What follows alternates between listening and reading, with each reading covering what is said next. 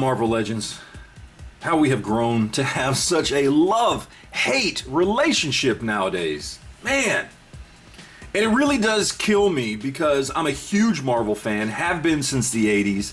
It is probably one of my favorite, if not my favorite piece of entertainment is anything that has to do with Marvel and Marvel characters. I love it. And short of Star Wars and G.I. Joe in the 80s, nobody else has given us the amount of figures and characters and versions of characters that Marvel Legends has in the last 20 years. But it is really hard to overlook what Hasbro has done to collectors and consumers in the last year and a half with price hikes and bad QC and ridiculous HasLabs. It's really, really hard.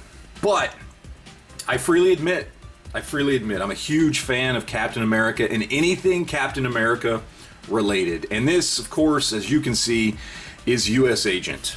And I pre-ordered him back in June, so over 3 months ago now. I actually pre-ordered the entire line, all of these figures here. I canceled every single one of them except this one, which sucks. It kills me because Speedball, for instance, I wanted to finish my New Warriors collection. I loved this Thor. That was one I was really looking forward to. The Iron Man seemed pretty good. The other three were okay, but I had ordered the whole line. I was gonna build controller and do all that stuff.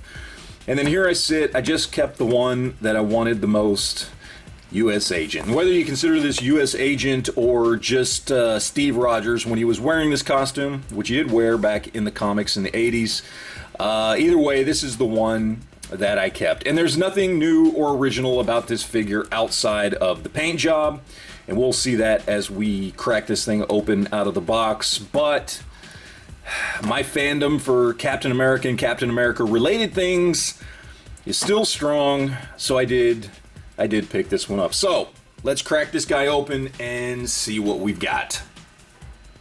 Alright, so we have him here out of the package, and you'll see some other figures here. We'll talk about that as we go through the review, but let's look at the accessories we have real quick first. Obviously, we've got the controller right arm and a replacement fist there.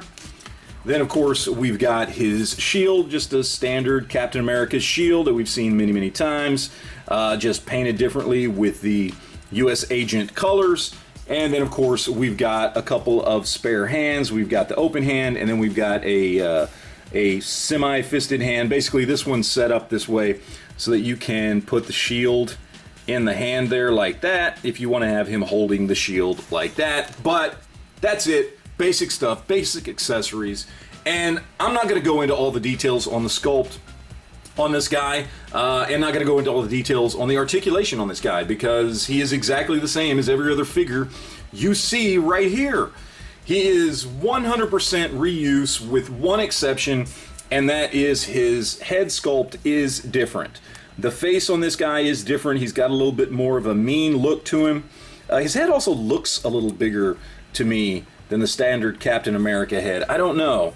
This is the standard one, and I think the head might be just a little bigger. I'm not sure, but certainly the face sculpt is different. He doesn't have the A on the forehead. The wings are slightly different, not much. That is the only original piece on this entire figure. Everything else is the same, even the belt. It's just in a different color. As far as the paint apps go on this guy, they're exactly what you would expect. This is a very, very simple design. There's not much to it. The star on the back looks good. Red and black through most of the figure, and the white stripes on the front are nice and clean. The face sculpt is painted on well. The eyes look good. No craziness going on there. But again, as far as articulation and sculpt goes, he's exactly the same as all the rest of these here. Okay? Everything else is identical. So there's not a lot to go over here. If you have any of these figures, which chances are you probably have at least one of them, I do have a couple of customs here, but in general, this is the Captain America sculpt that's been around for years now.